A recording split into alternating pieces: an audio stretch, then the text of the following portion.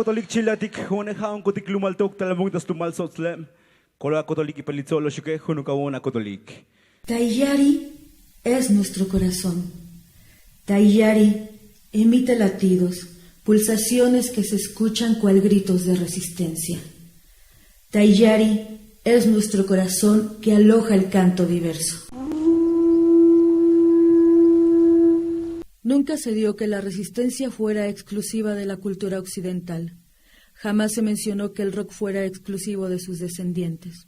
Taiyari es un espacio para revisar la fusión de las culturas y sus cantos, la apropiación por parte de los pueblos originarios de lo que en su momento fue la máxima bandera de la rebeldía cultural. El rock puede transformar una determinada identidad cultural, pero lo hace sobre la base de la misma cultura que transforma. Al integrar el rock dentro de diversas prácticas musicales y fusionarlas con las tradiciones musicales de sus pueblos, se concibe una nueva forma de representarse y de incluirse como parte de las reconfiguraciones sociales. El rock constituye, entonces, un recurso para ampliar sus horizontes musicales, diversificar los paisajes sonoros y generar nuevas formas de intercambio intercultural entre estos nuevos actores rockeros en sus contextos étnicos. ¿En qué momento comenzó la fusión? Javier Hernández, columnista del periódico La Jornada, lo explica. Hola, ¿qué tal? Mi nombre es Javier Hernández Chelico y vamos a hacer un comentario sobre un tema muy difícil: la fusión del rock con la música indígena en México. Es un tema difícil porque, por cuestiones obvias, son dos elementos musicales con ritmos, con melodía, con armonía diferente, entonces la fusión siempre será difícil, pero ha habido casos, yo recuerdo a alguien intentó, pero no con la música indígena, sino con nuestra música ancestral. Ya ha habido claros ejemplos de tratar de hacer fusión de alguna manera. Está, por ejemplo, pues Jorge Reyes, que en realidad nada más rescataba la música tradicional de prehispánica. Y está Tribu, una banda que también se dedicaba a rescatar nuestras raíces etnomusicólogas. Y un poquito más para acá está Toncho Pilatos, está el mismo Carlos Mata con su banda que trató de fusionar la música tradicional mexicana. ¿Son los iniciadores? ¿Podemos mencionar al rock con sonidos prehispánicos como antecesor del rock indígena? Rodrigo Herrera de Indie Rocks Magazine y del sitio Música Inclasificable profundiza en el tema. Pues para mí es bastante interesante, sobre todo si consideramos el origen mismo de México. Somos la mezcla de dos culturas, aunque bueno, históricamente la parte indígena ha sido relegada en todos los ámbitos. Sin embargo, dentro del rock, al menos dentro de lo que yo he leído, fue alrededor de hace unos 45 años cuando se empezó a rescatar. Y bueno, dentro de los que sé que fueron de los pioneros en ese aspecto, pues tenemos a Jorge Reyes y a Luis Pérez, ambos músicos inicialmente del rock progresivo. Sin embargo, ya en los 80, cada uno por su parte se inspiró en la parte indígena, o bueno, más bien prehispánica, para componer álbumes que en su momento fueron catalogados como etno rock. Sin embargo, si nos vamos ya más adelante, con la parte que a mí sí me ha tocado vivir, de la que conozco un poco más, pues aquí tengo uno de los mayores ejemplos, yo creo. Este se trata de un trabajo audiovisual que hicieron los hermanos Arreola junto a Mardonio Carballo. En este caso específico me detengo en Carballo, quien para mí es uno de los, bueno, más bien el máximo exponente de toda la parte indígena en la actualidad. En este caso en específico, pues se enfoca en cantar en náhuatl. Sin embargo, él también se ha adentrado en otras ramas. En su momento también yo lo conocí porque es un periodista que participó, por ejemplo, en el programa que tenía Carmen Aristegui en MBS, y en su momento fue el primer periodista indígena que tuvo un cargo de este tipo. Pues nada, en este trabajo, que bueno, aquí lo enseño de nuevo, son composiciones que él canta en náhuatl. Sin embargo, también logra una fusión bastante interesante, porque también tiene un cover bastante sui generis de la canción Sabotage de los Beastie Boys, tal vez algunos los conozcan, es un trío de hip hop, punk y rock de Nueva York. Sin embargo, él traduce la canción al náhuatl y junto con los hermanos Arrola hace un cover bastante, pues sí, sui generis, que creo que ha sido muy poco reconocido. ¿De qué manera llegan los ritmos occidentales al interior de las comunidades indígenas? Gerardo Vázquez, director de la radio La Voz de la Sierra Oriente del Sistema de Radios Culturales Indigenistas, tiene su versión al respecto. Yo los saludo en mi lengua materna, Hias Majijangu y Hias Hiri Penquijinajanzengua, Gamando Nunujangu Inchotiji. ¿Qué tal? Les mando un saludo y un abrazo allá donde ustedes se encuentran, allá donde ustedes caminan. Nos da mucho gusto que nos brinden este espacio y comentarles: México es un país de muchos mundos, es un país de muchos colores, es un país de muchas lenguas, 68 pensamientos, 68 corazones, dicen los que hablan la lengua materna. Cada mundo, cada pueblo, cada lengua tiene una forma de llorar, de mirar, de sentir a este país. Y bueno, pues dentro de los pueblos también tienen particularidades, tienen su música, tienen su danza, tienen sus diversas formas de celebrar, pero también tienen sus preocupaciones. Cada pueblo se encuentra en una situación pues de fortaleza o de debilidades. Hay pueblos que están amenazados de perder su lengua, hay pueblos que están amenazados de perder su música, su danza, sus tradiciones. Y bueno, es el caso de la región oriente, donde tenemos a dos pueblos, un Mazahua y un Otomí. El Otomí está en un proceso de pérdida acelerada, mientras que el Mazahua se encuentra en peligro de que se pierda ese mundo. Cada manifestación que tiene el pueblo, sea de música, de danza, tiene su particularidad, tiene su amenaza. Pero así como hay amenazas, también estamos viendo que están surgiendo oportunidades. Como es el caso, vemos que están llegando a las comunidades géneros musicales como el rap y el rock. ¿Cómo es que llegan estos géneros musicales a la comunidad? Pues no es que llegan, se los trajeron más bien a la comunidad. Los chavos, las muchachas de las comunidades, saliendo de la primaria, saliendo de la secundaria, ya no hay otra cosa, ya no hay que hacer porque no existe la oportunidad de seguir estudiando. ¿Qué es lo que hacen? Migrar. Migrar es el camino, migrar es el futuro. ¿Y a dónde? Pues a las grandes ciudades, a la Ciudad de México, a la ciudad de Toluca, Guadalajara, o en su caso, al otro lado, como lo dicen en la comunidad, a los Estados Unidos. Llegan a estas grandes ciudades y se encuentran prácticamente con una pared. Es decir, allá no son nadie, allá nadie los conoce, allá no piensan en ellos, ni las instituciones, ni los medios de comunicación. Allá no escuchan su lengua, allá no escuchan música en su lengua, allá no participan en la organización comunitaria. Son jóvenes, son chavos que solamente cuentan porque es la mano de obra para la construcción de los edificios o para la limpieza de los mismos.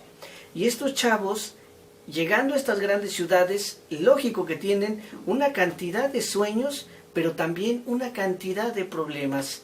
Se refugian en algunos géneros musicales, como es el rap y el rock.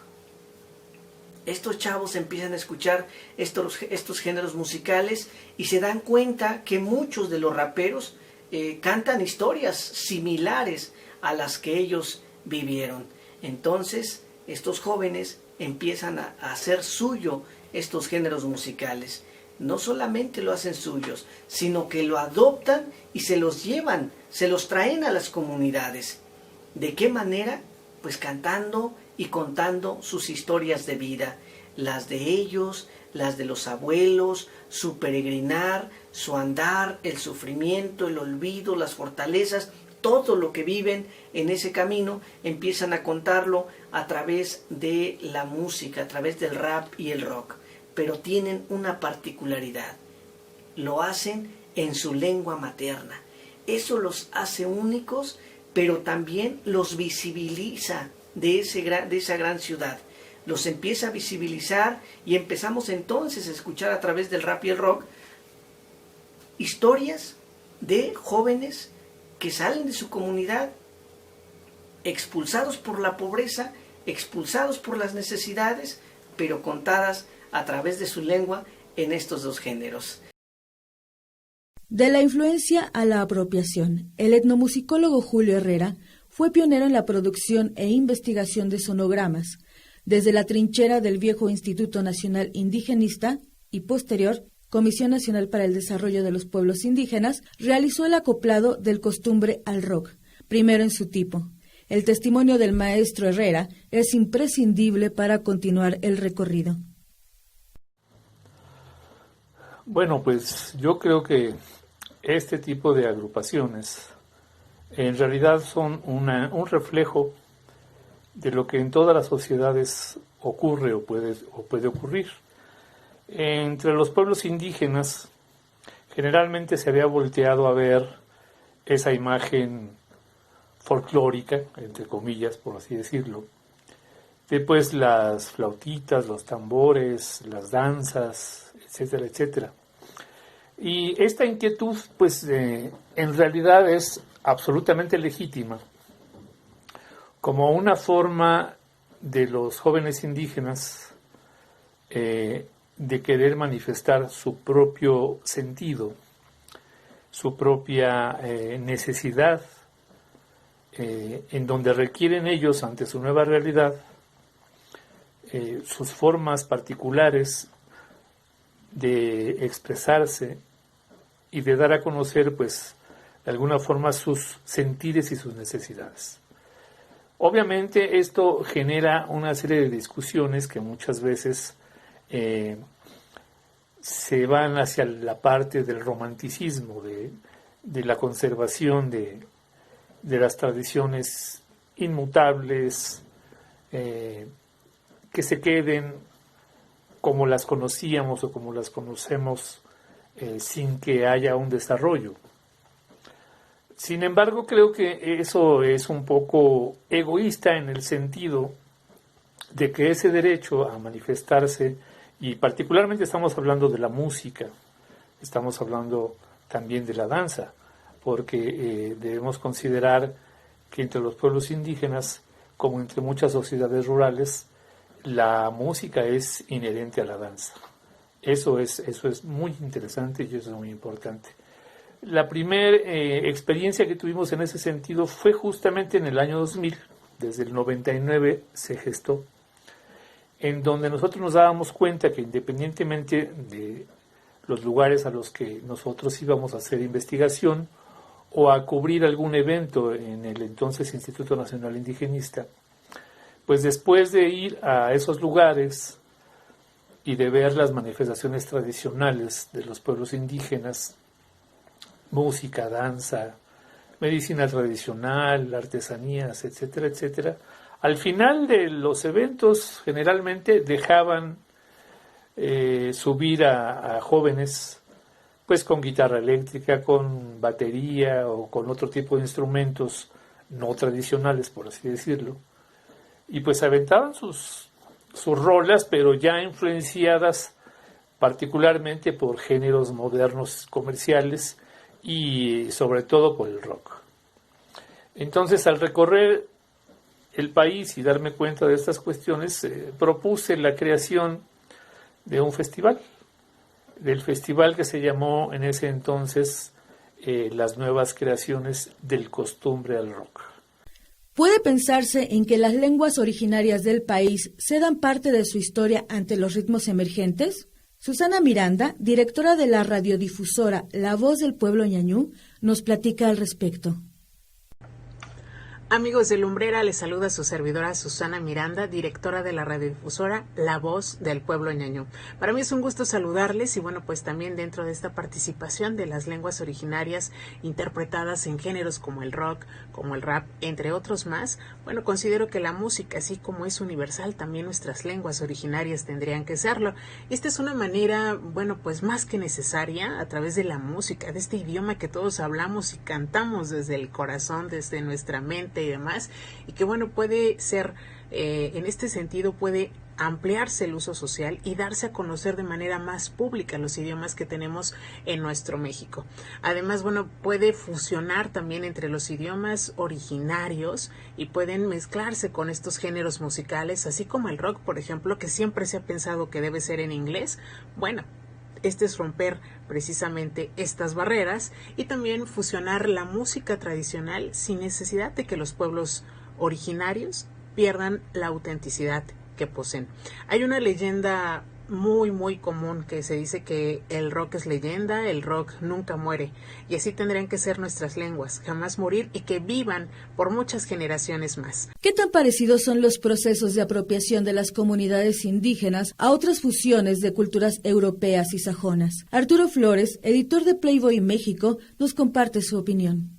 Es natural que así como en Europa existan bandas de metal que incorporan elementos tanto culturales como musicales provenientes de los vikingos, de las culturas nórdicas, a su música, dando a luz incluso a un género como es el Viking o el Pagan Metal, que de alguna manera las agrupaciones mexicanas hicieran lo mismo con las culturas que se asentaron aquí hace muchísimos años. Una de las propuestas más interesantes y más actuales que existen es una banda de Aguascalientes que se llama Calavera Azteca. Ellos se denominan una banda de metal mexica, no de metal prehispánico, y me parece también muy interesante su postura al respecto, ya que dicen que decir metal prehispánico de alguna manera le brinda mucha importancia a la conquista, a la llegada de los españoles a este continente. Entonces ellos prefieren denominar su música como metal mexica.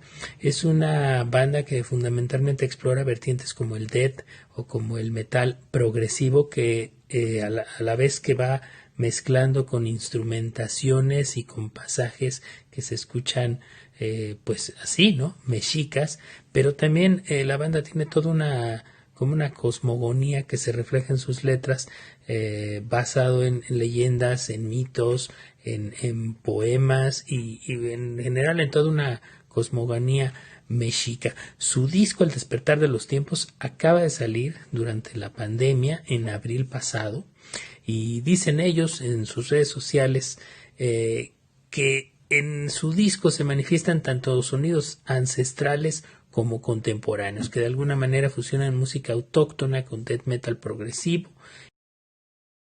Taiyari es nuestro corazón. Taiyari emite latidos, pulsaciones que se escuchan cual gritos de resistencia.